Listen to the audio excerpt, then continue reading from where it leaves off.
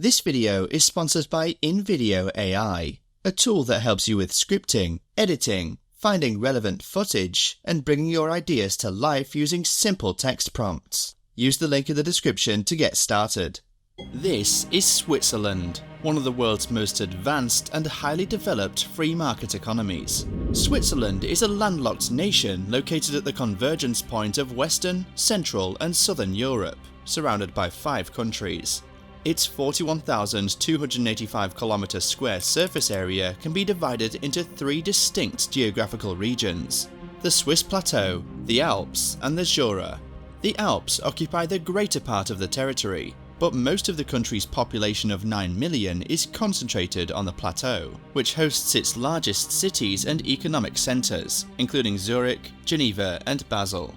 The country is a federal republic made up of 26 cantons, each with its own unique flag and coat of arms. A canton is similar to a state in other countries. These individual cantons are quite autonomous. They can make detailed rules as they see fit. In one canton, smoking marijuana might result in a fine. In another, it could lead to a prison term. This means each canton has its own government and constitution. Switzerland is one of the world's most developed countries, and Swiss employees earn some of the highest salaries in the world. The monthly gross income is equivalent to $7,800. In Austria, with $4,100, and Germany, with $3,800, the average salaries are significantly lower. The numbers are even more impressive if one takes a closer look at the assets. Measured by the average net assets per adult, Switzerland is the richest country in the world. According to the Global Wealth Report 2023 by UBS, the median assets per capita in Switzerland were $171,035. Why is Switzerland this rich? With no direct access to the sea, no colonies, no natural resources, largely uninhabitable, inaccessible and infertile territory, and until 1848, a medieval, chaotic state system of almost entirely sovereign cantons surrounded by powerful expansionist monarchies. How can a country become one of the most prosperous globally under such conditions? Before we dive in, I just want to say that after 3 years of making YouTube videos, there's a lot that goes on behind the scenes: research, scripting, filming, editing and more. It's a time-consuming process, and that's where our sponsor, InVideo AI, comes in. It's the only AI video creator that helps with the painstaking tasks of scripting, editing, and finding relevant footage, so you can bring your ideas to life using simple text prompts. Start with a text prompt, and it creates the first rough draft for you. From there, you can get creative and fine-tune your video. Want to change the intro? Done. Need better footage for a scene? Done. Want to translate your video into Spanish? Done.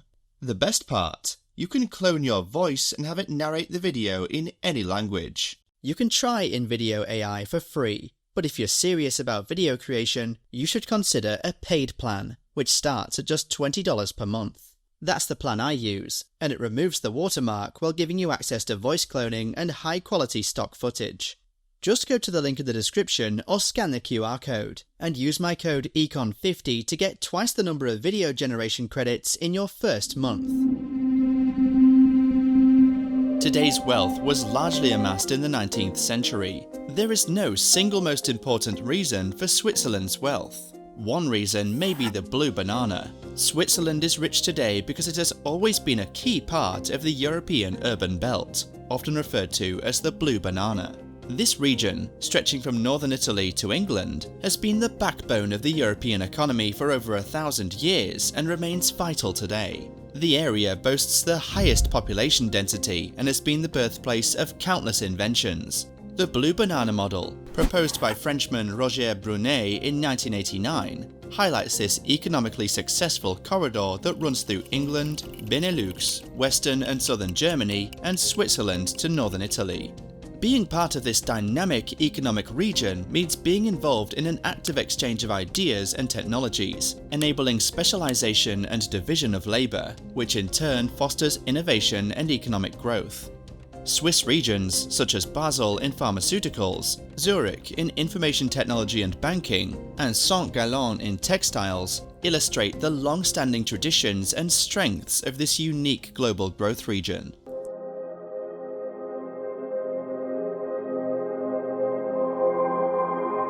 When you think of Switzerland, what comes to mind first? Probably the banks. Switzerland has a reputation for bank secrecy, where rich foreigners have deposited large sums of money, often to avoid taxes or safeguard assets from political instability in their home countries. A lot of European money from Germany, France, Italy, Spain or Great Britain was deposited in Swiss banks. It is estimated that 1.5 trillion euros of undeclared European money alone is held there. Globally, the total exceeds 2 trillion euros. Additionally, Switzerland became a financial haven for money from Latin America, the Middle East, Asia and Russia, mainly due to political reasons, fear of confiscation in the home country, or fear of regime changes or wars. There were almost no alternatives, because other financial centres were less independent, neutral or professional. For around 40 years, Switzerland held an unparalleled position in the global financial landscape. Switzerland and Liechtenstein are notorious for operating behind an iron ring of secrecy. Bank secrecy in Switzerland, once a hallmark of its financial system, is now fading away. Historically, Switzerland and Liechtenstein were known for their strict confidentiality, but external pressure, particularly from the USA and European countries, has forced a shift. Since 2009, bank secrecy largely applies only to Swiss citizens, with international transparency becoming the norm. The financial sector remains significant in Switzerland, comprising about 8.9% of the national economy as of 2022, down only slightly from 10.2% in 2012 despite the end of bank secrecy. In comparison, Germany's financial sector accounts for just 3.9% of its economy. The basis of Swiss economic success goes back several centuries. Over 700 years ago, Switzerland looked very different. The Rütli Oath of 1291, a foundational myth, saw the cantons of Uri, Schwyz and Unterwalden pledge mutual support. Over time, more cities and regions joined, eventually forming a confederation recognized in 1513, marking the birth of the Old Swiss Confederation. The following centuries were marked by wars, during which the Swiss proved to be formidable fighters, especially against the Habsburgs and Burgundians, earning a reputation as invincible warriors. This led to a significant demand for Swiss mercenaries, who became a crucial part of the economy. Young men from the countryside, who couldn't be absorbed by local agriculture, found lucrative opportunities abroad as mercenaries. Many individuals and families grew wealthy through these mercenary contracts, which also laid the groundwork for Switzerland's later economic development. Trade in Switzerland was bolstered by its natural advantages, including the Rhone and Rhine rivers and strategic mountain passes, which made it a key transit route between northern Italy and northern Europe. As a result, Switzerland became an important hub for international trade long before the modern era. In the 16th and 17th centuries, a wave of Protestant refugees, known as the Huguenots, brought with them valuable skills, knowledge, and access to raw materials and markets. They introduced watchmaking to French-speaking Switzerland and silk and cotton processing to the German-speaking regions. The influx of Huguenots played a crucial role in the early development of the textile and watchmaking industries, which became pillars of Switzerland's industrial economy. Even before industrialization, Switzerland had a thriving economy, driven by proto-industrialization that began early. This period, known as the cottage industry or the putting out system, saw individuals working from home, where raw materials were distributed and finished products were collected by intermediaries known as furgers. This system provided essential income during the winter months when agricultural work was scarce. The textile industry was at the forefront of this early industrialization, with companies quickly adopting machines to enhance production.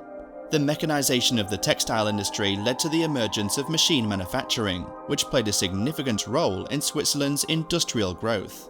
Alongside this, the dyeing of textiles gave rise to the tar dye industry, which eventually laid the foundations for modern chemistry and the pharmaceutical industry. The rapid growth in the textile sector triggered a surge in industrialization, and by the mid-19th century, Switzerland had become the most industrialized country in Europe after England. Switzerland has not experienced so many historical events. This allowed the country to develop very nicely. It never got involved in big wars where it lost anything. After the Second World War, Switzerland was in a relatively good situation with undestroyed production plants, while the surrounding countries were devastated by the war. Some of the plants that still existed were also taken away. This did not happen in Switzerland. This enabled Switzerland to quickly produce and meet the high demand for goods that arose in the post-war period. There is a perception that Switzerland's wealth is linked to tax evasion and Nazi gold. One theory suggests that Switzerland was not invaded during the Second World War due to its role as a financial intermediary for Nazi Germany. As Nazi Germany became increasingly isolated and unable to purchase raw materials needed for weapon production, Switzerland served as a valuable asset.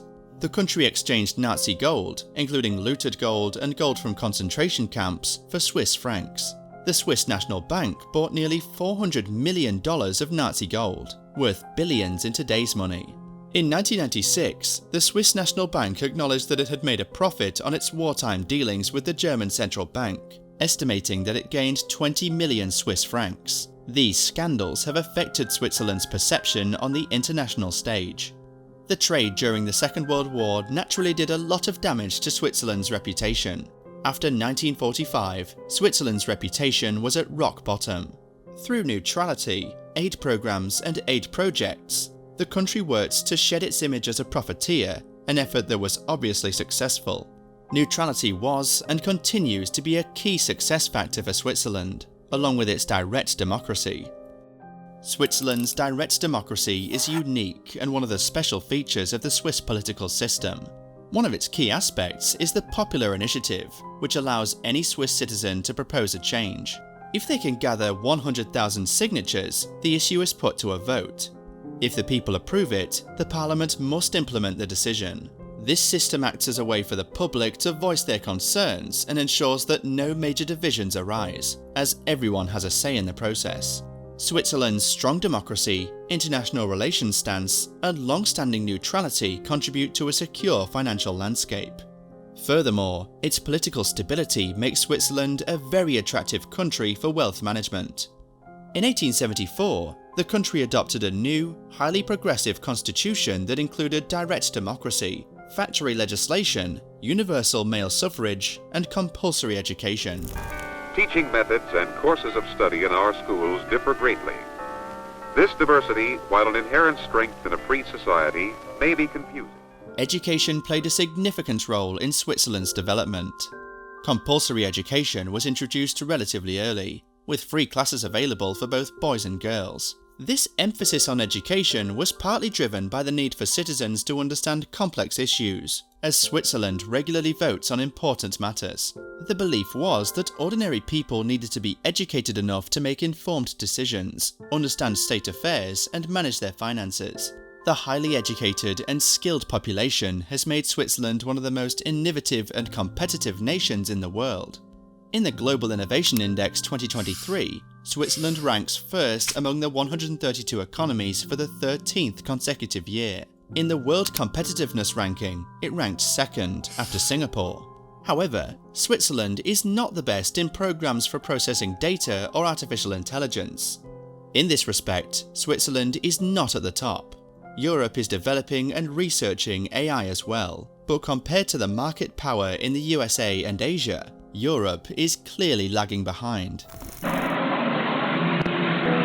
A great railroad at work is a title full of meaning. The construction of tunnels and railroads had a positive impact on the Swiss economy, not just because they made it easier to transport people and goods. These large-scale projects often required huge sums of money, which boosted the Swiss credit industry and the banking sector. The lack of natural resources has never hindered Switzerland's economic success. The country has little to no commodities like oil, coal, or iron. Modern literature even suggests that having too many resources can be a problem, as seen in places like Saudi Arabia, where it is challenging to build a strong economy outside of the oil sector. In Europe, including Switzerland, there was an early focus on refining raw materials to increase added value, export, and specialize, which is what makes countries prosperous. The largest share comes from manufacturing goods at 18.7%. Trade and repair accounts for 14.8%. Banks and insurance companies contribute 10%, while tourism surprisingly accounts for only 3%. From the beginning, Switzerland welcomed foreigners who loved its mountains. The country benefits financially from these visitors. Tourism is firmly rooted in Swiss society and is a key economic driver in the mountain regions, where an average of 25 million tourists generate 55 million overnight stays per year. It employs over 4% of the workforce and contributes almost 3% of the gross national product. The largest share of Switzerland's GDP is generated by the manufacturing sector, which has not changed much since 1990. Interestingly, the largest share of exports consists of chemical and pharmaceutical products at around 50%, followed by machinery and electronics at 12%, and watches at 8.6%. The EU is Switzerland's main trading partner, with approximately 67% of Swiss imports coming from the EU and 50% of Swiss exports going to EU countries. Today, Switzerland is so wealthy that 1 in 8 adults is a dollar millionaire. However, the question arises, is this wealth distributed fairly? In terms of income distribution, Switzerland performs well in international comparisons. But when it comes to wealth distribution, the situation is quite different, with a significant disparity. The Gini index, which measures the fairness of wealth distribution, indicates that a value of 100 represents the worst case scenario where a single person owns all the assets of a country, where a value of 0 represents perfect equality. The United Arab Emirates had the most unequal wealth distribution with a value of 88.4. Germany and Switzerland also had high levels of inequality, both with a Gini index of 77.9. Austria was slightly more equitable at 73.9, while Belgium had the fairest distribution of wealth with a value of 60.2. The cost of living is also higher in Switzerland compared to Germany and Austria. Swiss residents earn more than Germans or Austrians, but they also pay much more. Prices are very high here. Their neighbour Germany is 38% less expensive than Switzerland, but Swiss people can afford 11% more than Germans. Although Switzerland is often regarded as a high-cost country, when adjusted for purchasing power, the Swiss are left with about $34,000, while in Germany it is about $27,000. On average, the Swiss can actually afford more than their neighbours across the border. I believe Switzerland has some geographical and historical advantages that place it in a privileged position. However, I also think that the main reason Switzerland remains such a prosperous country today has little to do with those advantages. Switzerland seems to be a country that knows which direction it wants to go. Additionally, thanks to its political system, which is so different from that of most Western countries, the level of political intervention in the economy and taxation is much lower. Switzerland has not followed the trend of most Western countries in continuously increasing taxes. This has allowed its citizens and businesses to prosper much more. It demonstrates that prosperity increases when resources are in the hands of the people rather than controlled by the government. Furthermore, a very strong rule of law makes it possible to attract investments from all over the world. So I guess the old rule applies: money flows to money.